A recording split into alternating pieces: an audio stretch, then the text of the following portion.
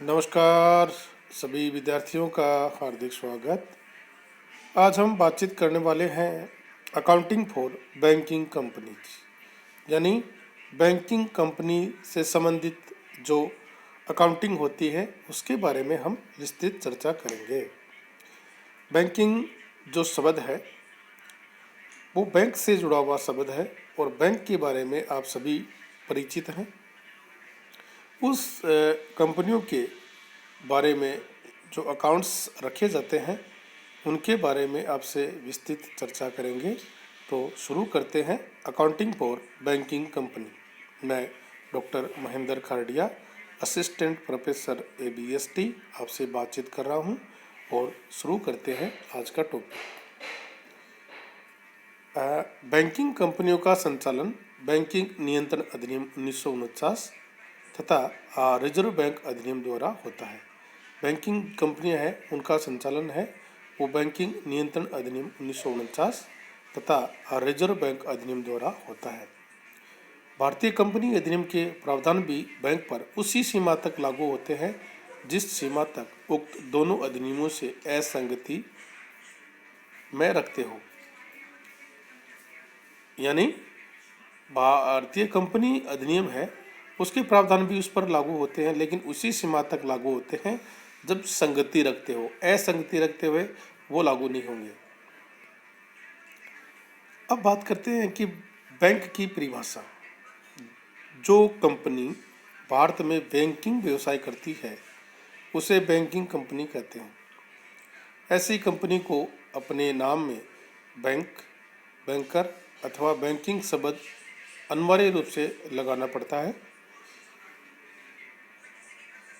Banking नियंत्रण अधिनियम 1949 में बैंकिंग शब्द को इस प्रकार से परिभाषित किया गया है कि बैंकिंग से आशय जनता द्वारा जमा करवाई जाने वाली राशि को अन्य व्यक्तियों को उधार देने अथवा विनियोग करने के उद्देश्य से स्वीकार करना, ये राशि मांगने पर अथवा अन्य रूप से वापस करने योग्य है तथा चेक, ड्राफ्ट अथवा अन्य रूप से निकाले जाने योग्य, उसे हम बैंकिंग कहते हैं।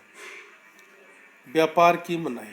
बैंकिंग कंपनियों को व्यापार की मनाही होती है। बैंकिंग कंपनियां एक मालिक की तरह क्रय अथवा विक्रय या विनिमय में प्रत्यक्षतः या अप्रत्यक्षतः व्यवहार नहीं कर सकती, लेकिन संग्रहण अथवा प्राक्रमणीय हेतु प्राप्त विनिमय पत्रों के संबंध में क्रय विक्रय या वस्तु विनिमय कर सकती है। अब बातचीत आती है गैर बैंकिंग संपत्तियां। बैंक की वह संपत्तियां जो बैंक के प्रयोग के लिए नहीं क्रय की गई हैं उसे हम गैर बैंकिंग संपत्तियां कहते हैं। इस प्रकार की संपत्तियां प्राय वह संपत्तियां होती हैं जो बैंक के पास प्रतिभूति के रूप में रख ली जाती है। यानी बैंक जो है प्रतिभूति के रूप में जो संपत्तियां रखते हैं उन संपत्तियों को हम गैर बैंकिंग संपत्ति कहते हैं।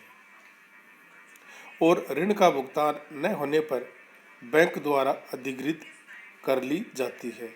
अगर जिन्होंने ऋण लिया है वो भुगतान नहीं करते हैं तो उनके द्वारा प्रतिभूति के रूप में रखी गई संपत्ति को अधिकृत कर लिया जाता है। और इस प्रकार गैर बैंकिंग संपत्तियों का अधिग्रहण 7 वर्षों के अंदर रखा जाता है और 7 वर्ष के भीतर उसका बेच दिया जाता है, उस संपत्तियों को बेच दिया जाता है। परंतु विशेष परिस्थितियों में रिजर्व बैंक ये अवधि 7 वर्ष से अधिक करने की अनुमति दे सकता है।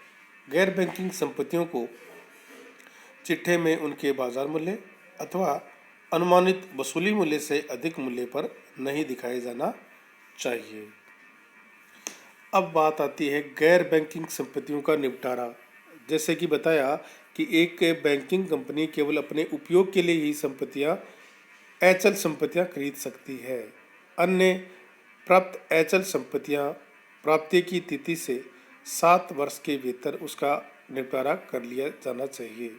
लेकिन किसी विशेष मामले में भारतीय रिजर्व बैंक 7 वर्ष की ऐसी अवधि को प्राप्त कर सकता है यदि वह संतुष्ट हो जाए कि ऐसी वर्दी बैंकिंग कंपनियों के जमाकर्ता के हित में है, तो उसमें वो वर्दी कर सकता है। प्रबंध धारा 10A के अंतर्गत एक बैंकिंग कंपनी के संचालन मंडल के सदस्यों की कुल संख्या का कम से कम 51% ऐसे व्यक्तियों का समावेश करेगा जिनको निम्नलिखित क्षेत्रों में एक से अधिक में विशेष ज्ञान या व्यवहारिक अनुभव है: लेखाक्रम, कृषि तथा ग्रामीण अर्थव्यवस्था, बैंकिंग, सहकारिता, अर्थशास्त्र, वित्त, कानून तथा लघु आकार के उद्योग।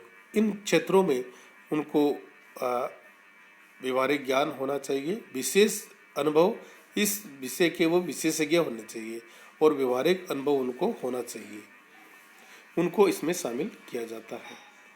ये भी अपेक्षा की जाती है कि कम से कम 2 संचालकों को कृषि तथा ग्रामीण अर्थव्यवस्था तथा सहकारिता के संबंध में विशिष्ट ज्ञान अथवा व्यवहारिक अनुभव हो। धारा 10B(a) के अंतर्गत प्रत्येक बैंकिंग कंपनी अपने संचालकों में से एक को संचालक मंडल का अध्यक्ष नियुक्त करेगी।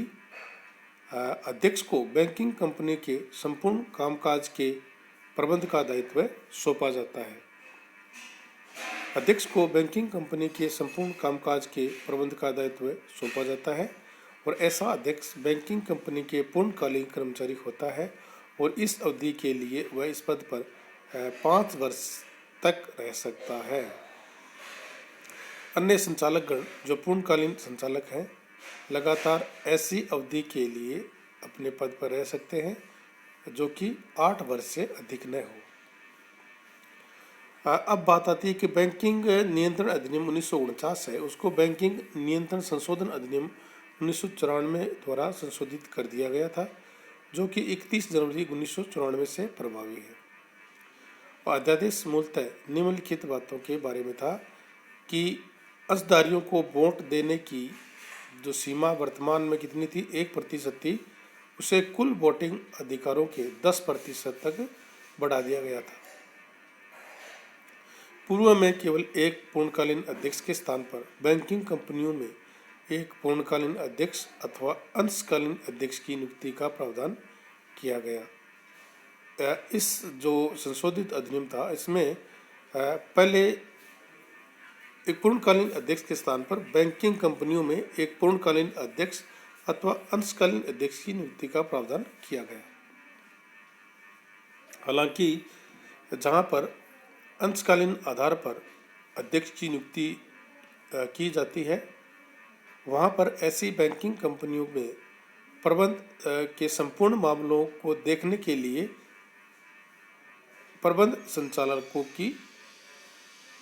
को जिम्मेवारी सौंपी जाती है।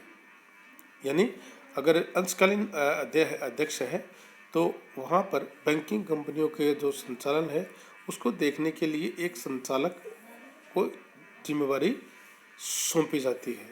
इस प्रकार से हम बैंकिंग कंपनियों का प्रबंध है वो किया जाता है। वर्तमान समय में बहुत कोरोना महामारी चल रही है, तो आप सभी विद्यार्थियों से मैं आग्रह करता हूं कि आप सब अपने घर पर रहिए, सेफ रहिए, सुरक्षित रहिए और बिना काम अपने घर से ना निकलें, क्योंकि बाहर आपको पता ही है कि जो महामारी है उसकी चपेट में आप आ सकते हैं। अतः घर पर रहकर ही अपने अध्ययन पर पूरा ध्यान दें ताकि आपको एग्ज़ाम में सफलता मिले। धन्यवाद। Thank you.